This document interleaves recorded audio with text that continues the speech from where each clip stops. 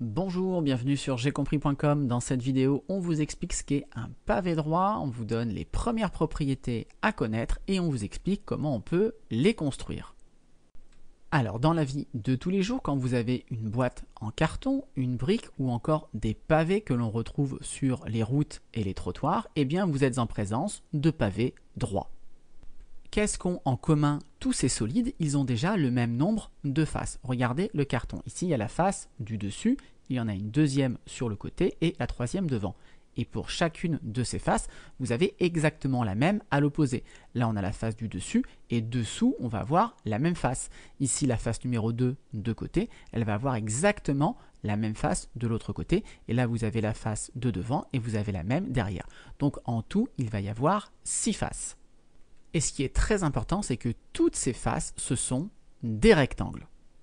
On peut donc déjà donner la définition du pavé droit. Un pavé droit, c'est un solide, donc c'est un objet de l'espace, dont les 6 faces sont des rectangles. Alors, on l'a dit, le pavé droit, c'est un solide, c'est un objet de l'espace, donc si on veut le représenter sur une feuille, eh bien on va devoir le représenter en perspective, et très souvent, on utilise la perspective cavalière. Donc par exemple, ici on vous a représenté le pavé droit ABCDEFGH en perspective cavalière. Pour nommer un pavé, on utilise comme d'habitude les sommets de la figure.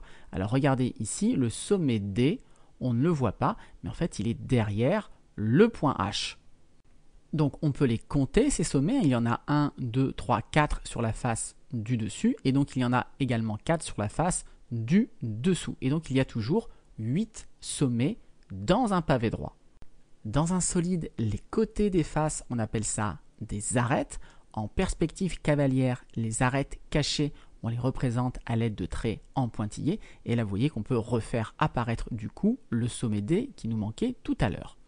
Alors, on peut les compter, ces arêtes. Il va y en avoir donc 4 sur la face du dessus, 4 également sur la face du dessous. Et on va les relier, ces deux faces, avec 4 arêtes ici verticales, ce qui nous fait un total de 12 arêtes. Donc vous pouvez retenir qu'un pavé droit, il a toujours 8 sommets et 12 arêtes. Il a également 3 dimensions. Je vous les ai fait apparaître ici. 3 cm ici, c'est ce qu'on va appeler la longueur de mon pavé droit. La largeur correspond ici à 2 cm et enfin la hauteur 1 cm. Ces 3 dimensions, on en aura besoin un peu plus tard pour calculer les volumes des pavés droits. Alors j'en profite pour faire une remarque. Quand vous prenez un cube, eh bien c'est un pavé droit particulier. Simplement, ces faces, ce sont des rectangles particuliers puisque ce sont des carrés. Et donc du coup, ces 3 dimensions, ce sont les mêmes. La longueur, la largeur et la hauteur sont toutes identiques dans un cube.